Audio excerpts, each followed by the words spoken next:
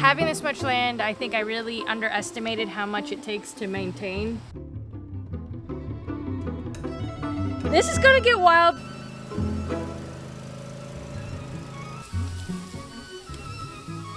Hopefully it doesn't roll the lawnmower into the water. Yeah, sadly, well, not to cry, but I'm gonna put my crybaby hat on for a little bit. What's up, guys? Welcome back. On our last episode, we made the big announcement of our new project that we're going to be getting into, and it's like a nice villa paradise courtyard situation for our RV. We want to do a deck, a pavilion, maybe a little pool, I don't know. Some exciting stuff, but it's taken a little longer to get the wood. There's just some materials for the what's going to end up being kind of like just the roof system over the RV. The RV is 27 feet long, 10 feet wide. So, you know, you're going to do it probably realistically on that, a minimum 20 by 30.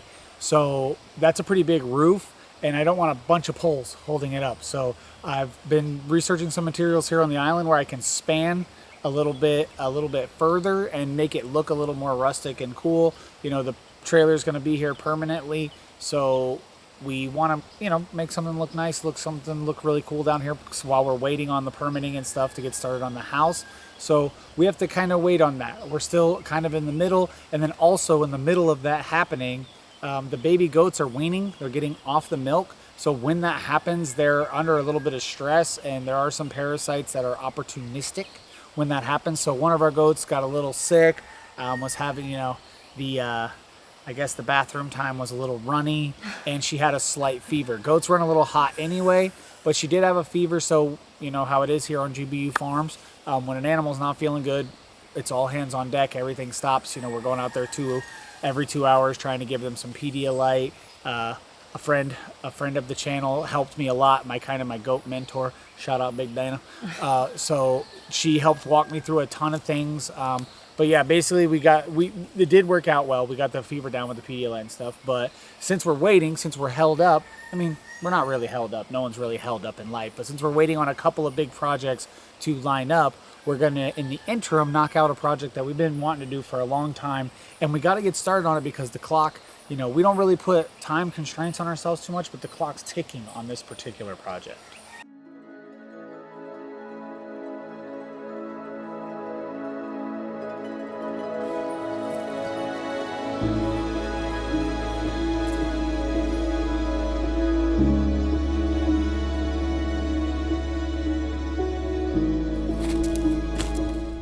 I'm super excited because today we are finally getting a legit, I'm saying legit because we're going for it this time, a legit pumpkin patch.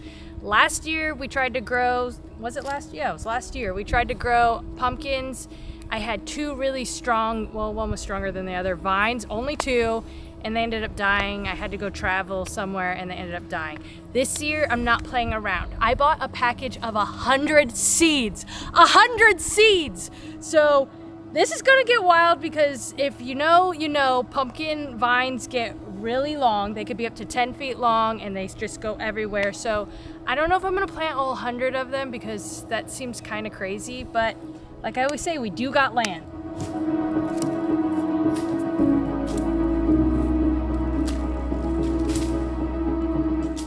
Okay, so we're gonna do 2 rows here. We recently moved the RV, so we have a big clear patch. We think that'll be a good place to start. We're gonna do 2 rows, but first I gotta break up the soil and get that laid out.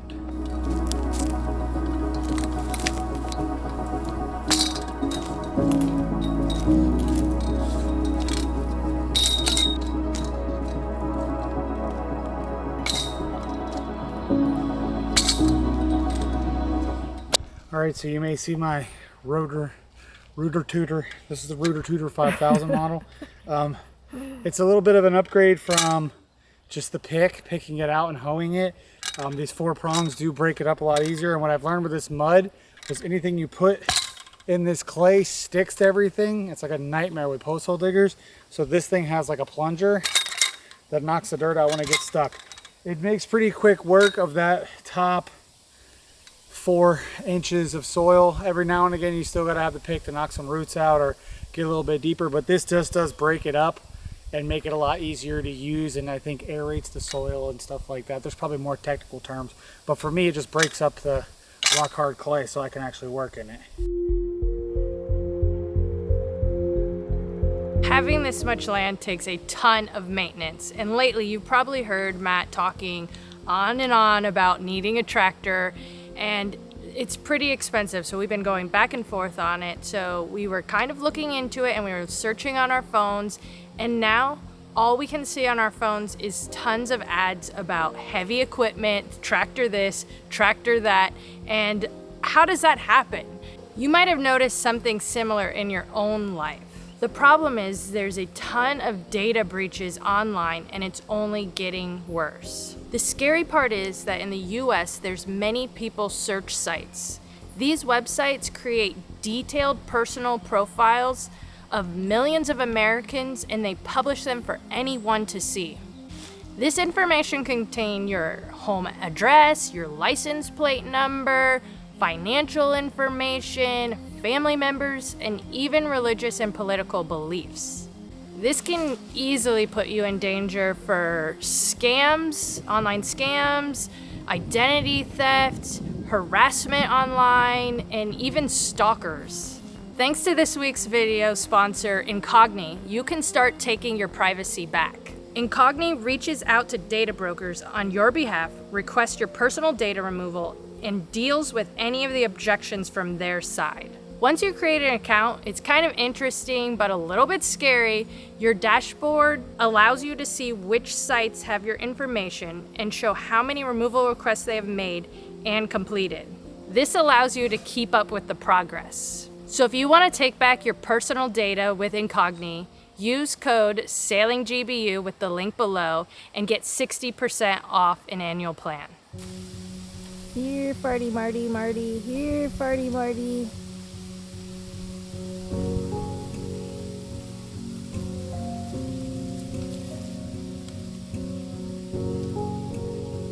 I promise you he's not a paid actor. He's just really that cool. Come here, Fartimus.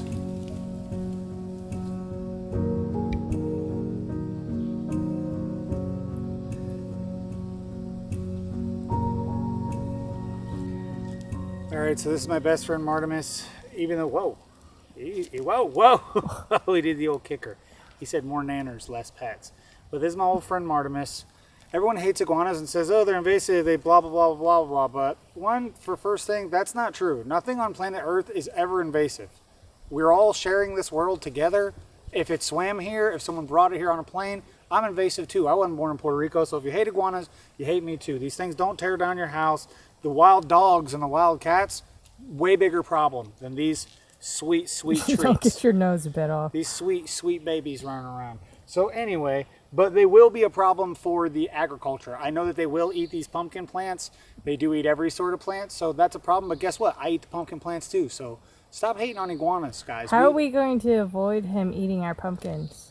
We're probably going to end up building a small fence, and then I'm just going to have to train these cats to run them off when they're being bad. But we have bird netting, and we can build a small fence around this if we really have to get crazy. It's just pumpkins, so we are overplanting. We're planting a good amount, but we'll see. We're going to have to cross that bridge when we get to it, because I'm certainly not going to take the easy route and just kill every iguana. Everyone wants to just kill everything all the time. Hateful. Yeah, he peeled and now his tail's like aqua.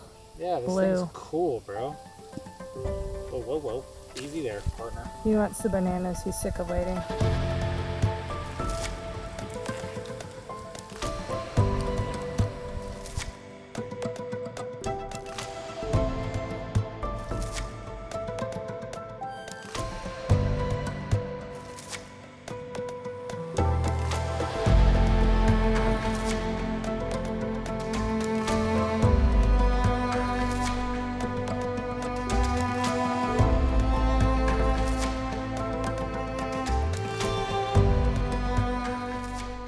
All right, so the instructions on the packet said to build an 8-inch mound of loose soil And I wanted to just take my finger and shove it in the dirt and throw the pumpkin seeds in there.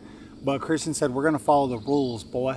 We follow instructions around here. So that's what we did. And we're not gonna fail this year. well, we never failed at growing the plant. We only failed at growing the actual pumpkin because we had That's failing, Matt. Oh, I guess. No pumpkin is a fail. No, I don't think we failed at the sprouting part, but we failed at the pollinating part. But we got some bees in that tree, so I think they'll pollinate good for us. So we got this going. We got one mound more or less dug out. Now we got to finish the other one, get it trimmed out, and then we put the paper down, and then we cut the holes, and then we're ready to plant.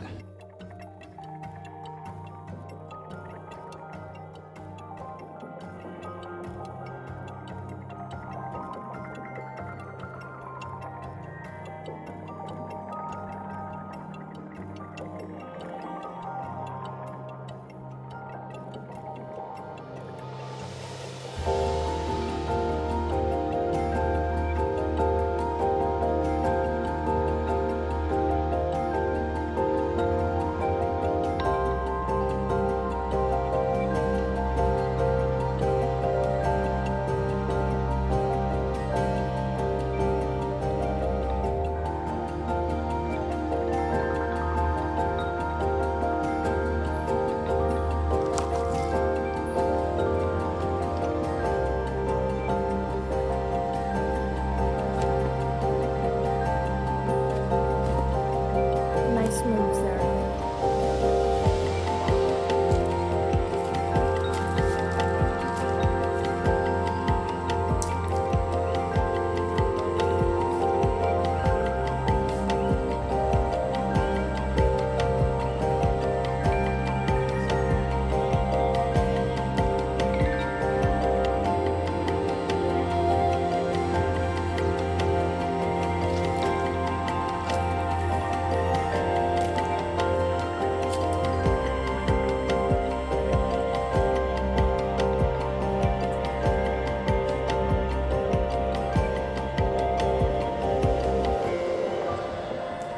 Your cat messing up our work. That's your cat.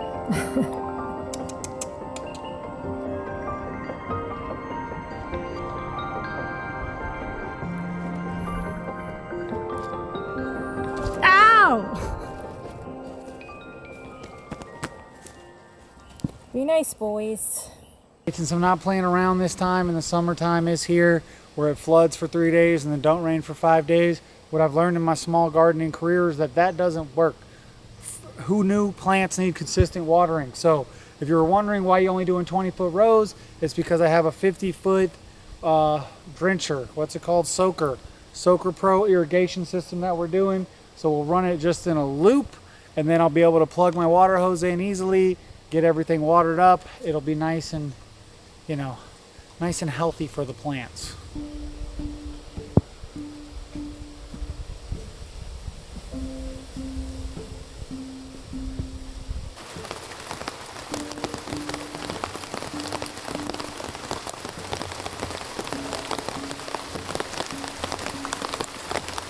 It's raining, guys. We have to take a time out real quick.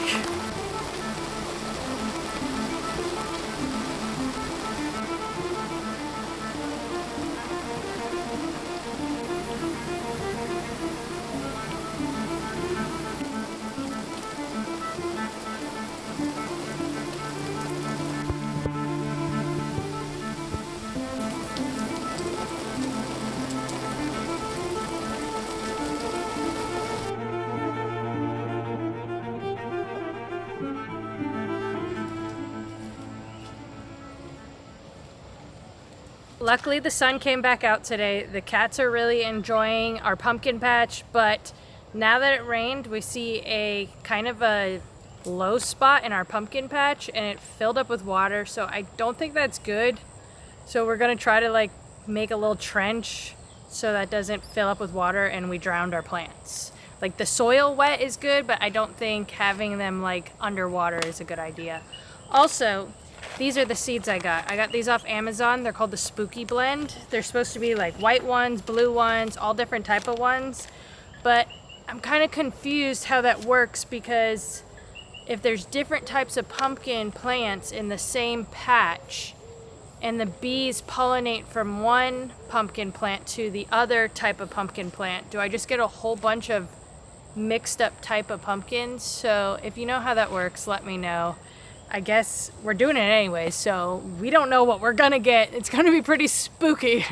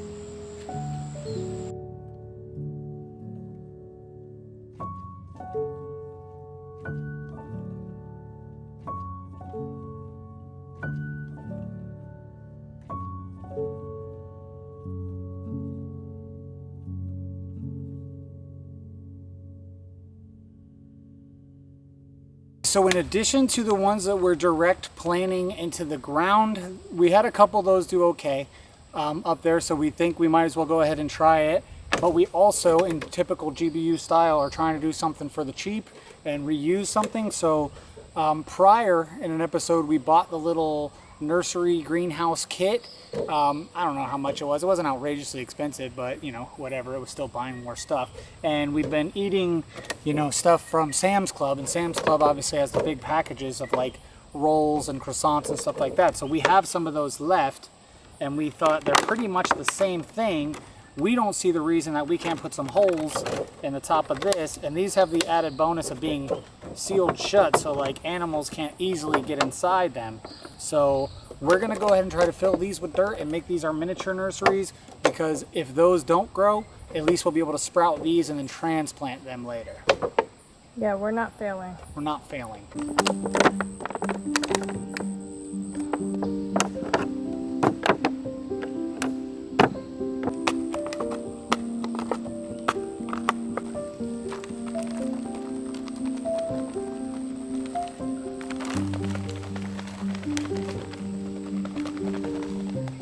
Okay, so this is an experiment. We don't know if this is a hack yet because we don't know if it works. It seems like it would. Intuitively, it seems like it would be just fine. It looks like kind of the same thing. The only cons I can see trying to look forward is that it's not segmented. So when there are little root balls, you could possibly put the roots under a little more stress when you're transplanting them. So that could be an issue, or the roots could even intermingle and then you're kind of breaking off roots. They're not staying exactly neat and tidy to be moved. That could be an issue. And then there could also be, oh my goodness, PP. I didn't go out of my way to wash these or sterilize them or anything, so there could be old pesticides or some sort of chemical on them that I don't know. And maybe these just leach a different sort of chemical. Could be a different plastic, but I think it's gonna be good. Only time will tell. Let me know in the comments below if this is not done for a reason.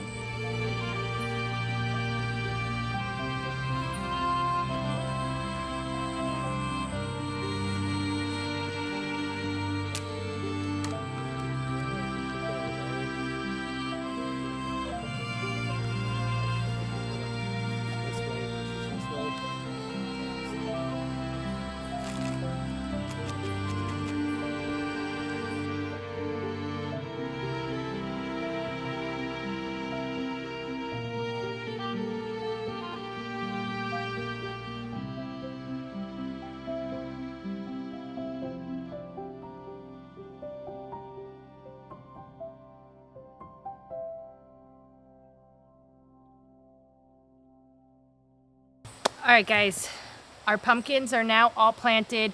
All we can do now is wait. I'm super excited. Hopefully in 3 to 4 days, we start seeing some sort of action, but This land, like I was saying before, having this much land, I think I really underestimated how much it takes to maintain the property. It's been getting out of hand in some spots.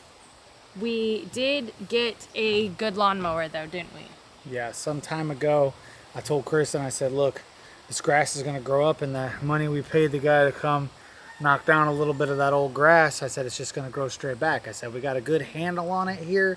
You know, we wanted to keep it, we didn't just want to flatline the whole land. We wanted to keep it natural for the birds, the snakes, the lizards. We wanted to keep as much biodiversity as possible, but we do have a couple of areas flattened off that we can cut the grass so that we can keep everything a little bit under control, and then now we can turn this bottom paddock into our garden area. But yeah, we got this mower, and since I've been using it, you know me, I ain't scared to go hardcore with it. I've been knocking over some stuff with this mower, and it works pretty hardcore. So if you have a zero turn little mower, it can go a little more hardcore, and I think we're going to show you some of that today.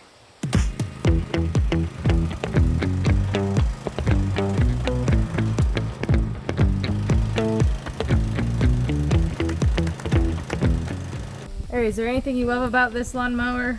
Oh, I love everything about it. It has its quirks. I pushed it too hard a couple times, and I hit the belt inside on a stump, and then I had to fix that, which wasn't that big of a deal. One time I ran over too much grass and it bound up the cutter wheels, and that I had to fix. Wasn't too big of a deal. The one thing that I really don't like about it, which probably could just be solved pretty simply, is the tires. They're pretty slick, and when it's muddy, it gets stuck very, very easily, and it can't do like really any sort of up and down. Even the smallest bit of hill, it gets pretty dangerous because it's back heavy and it's really light in the front, so you feel like you're gonna roll back on it. But aside from that, I know I'm pushing it outside of what it's rated for, but it works really, really well. I don't have a name for it yet, guys, so if you could help me name the mower. It's just a tool, so I didn't come up with a cool name for it, but I was thinking, you know, maybe you guys could help me out with that. But this thing is awesome. It does help us keep, it's small, you know, you just can't really do everything, but it does help us keep everything under control to where you can keep certain places clean. I think it's going to help with the garden to be able to mow around it and keep this area working for us. And you know, Kristen's a workout maniac, so what I do is I cut out a track to the I'm grass not a workout so maniac. that she can run, you know, stay in shape, keep that bod busted. But either way, yeah, it's a great tool, something you definitely need. But we could have went bigger. I could have went with a 50-inch deck, and I kind of regret it a little bit.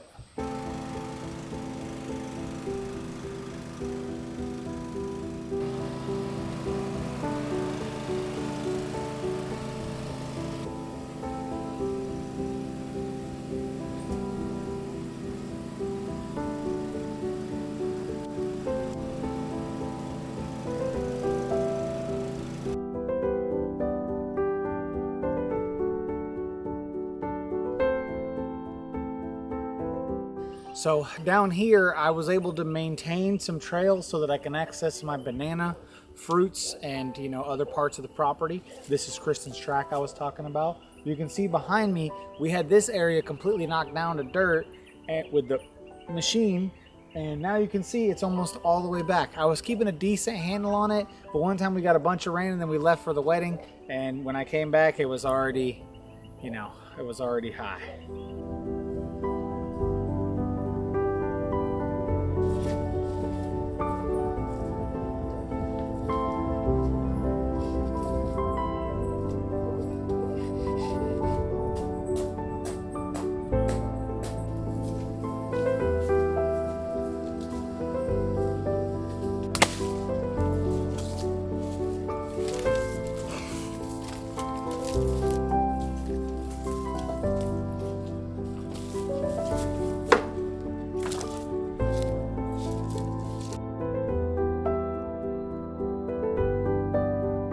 So this is my favorite spot on the whole property. It's like my paradise zone. I don't know why I love it so much, but I think it's just like, if we cut the grass down, it has a good mountain view, and the neighbors have a whole bunch of banana trees, so you get that vibe. And there's a ton of my palm trees on this spot, and it just feels really cool. You hear the water passing by.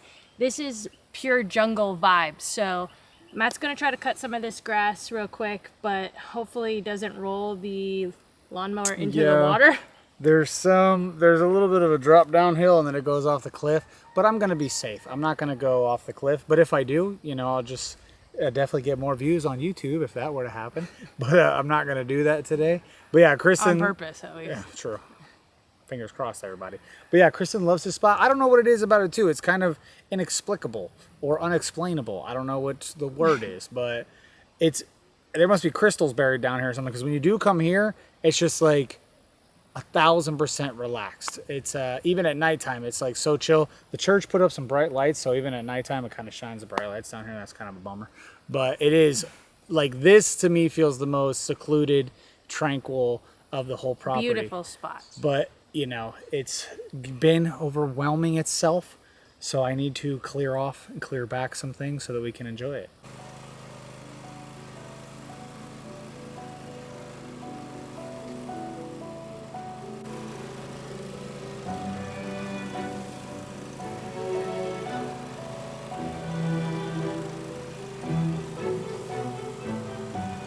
So a lot of you might have just saw that quick clip and thought, dang, Maddie, that mower sucks. It didn't do hardly nothing. I don't have the blade spinning yet. What I do when I'm dealing with something crazy on the other side, some of this vegetation is so thick that it will actually hold the mower up a little bit. So I just ram it with this front end, kind of use it as like a skid steer, just so that way I can see, because if these front wheels do drop into something, the front's light. What's a problem is when I get the back wheel stuck into something. I got to come in here and grunt to get it out. So at first, I set the trim up as tall as I can get, and then I just kind of ram everything to see where I'm going to be able to mow. And then I'll go back over it later, buzz it all down.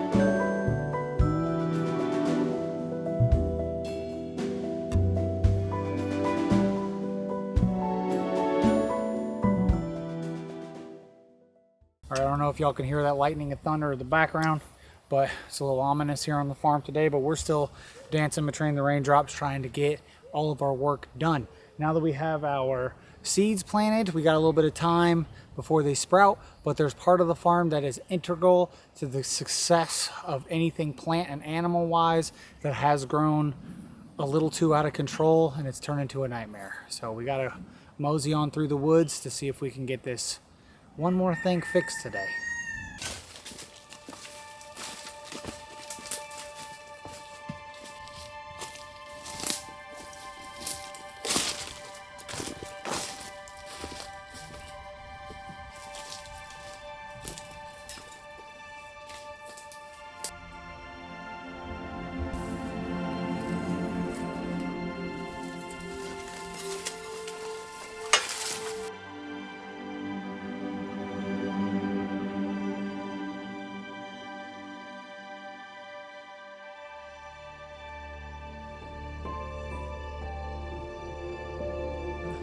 So what you would be seeing behind me here, if I was a good housekeeper, is my manantial.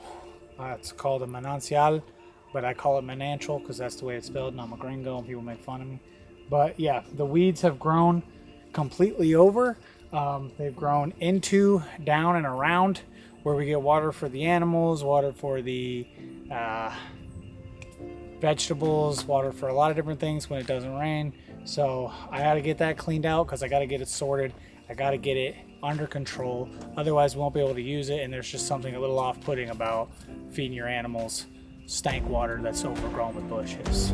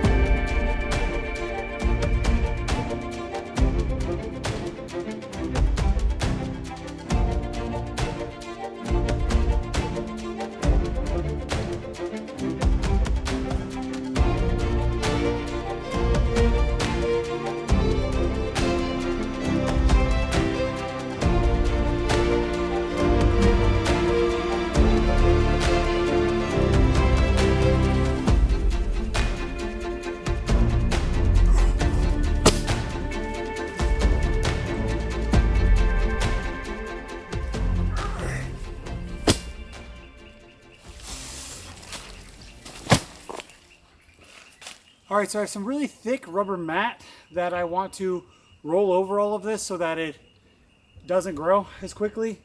And maybe it controls a little bit of the runoff with the mud as well that will run in there.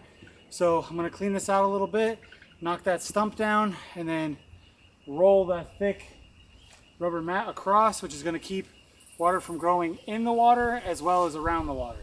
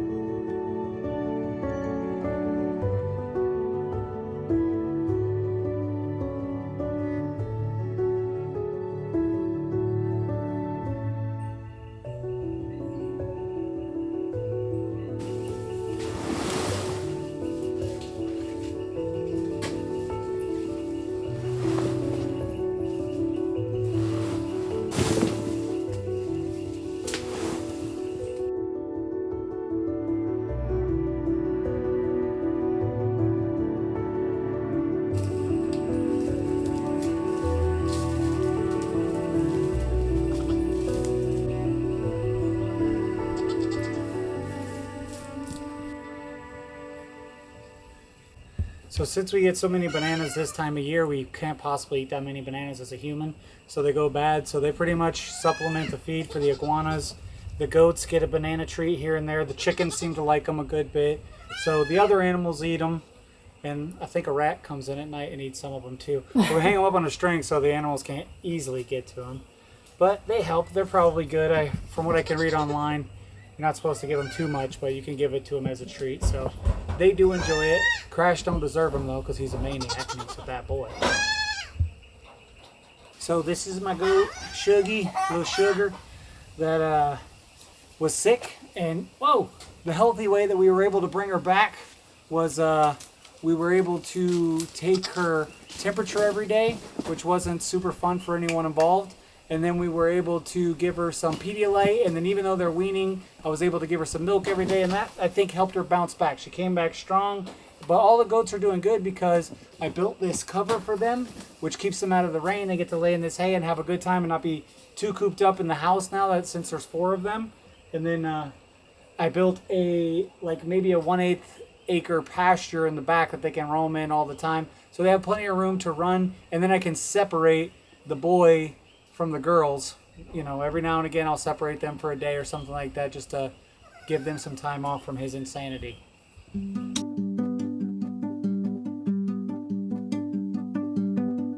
so we got our water kind of cleaned up. Oh, there's an iguana waiting for some bananas. He ain't getting on. We got our water pretty much cleaned up. Matt put that rubber there. That's still a project in work that we might build up some of the cement blocks on the back to keep the runoff. Yeah, build it up all together. Yeah, because the problem what happens is the mud behind it, when it rains really hard, it goes into the manantial, and it takes about 10 hours for it to clear up again, because there's constantly clean water coming in from the bottom, the seep, so it does push that dusty stuff out, but sometimes you don't have 10 hours. What we need to do to solve it, and we've been knowing this for a while now, and just not doing it, is we just need to get like a couple, like maybe 2 500-gallon cisterns. This way you could fill, and you could have 1,000 gallons on deck. We don't use 1,000 gallons, but you know, we have a 200-gallon cistern now, and you can use 200 gallons pretty quick. By the time, you know, you each take a shower and do 2 loads of laundry, wash dishes, believe it or not, that's 200 gallons gone. It's pretty incredible, but it's one of those things that we just need to do, that we've been just putting off and being lazy, but also we've been being lazy about the banach. So I don't think we've been lazy. I think we just haven't had any time. We've been building. Yeah, sadly, well, not to cry, but I'm gonna put my crybaby hat on for a little bit. Yeah, when we build so much and we're constantly creating things, doesn't leave much time for maintenance. So we got to get it done. So we had to catch up on some things. And I think it's super interesting to me, you know, when we moved out here, the things that you have to do to kind of survive when you're even mildly off grid like we are. So it's like, I think off grid got a little glamorized, and I don't think anyone's ever really off grid too much, because how on earth could you post on the internet if you're off the grid? But it's Starlink. Oh yeah, Starlink. That's how you do it. But then that's how we do it. But then you're on the Starlink grid. You're plugged into electricity to do Starlink, unless you're pedaling a bicycle that runs your Starlink or something like that.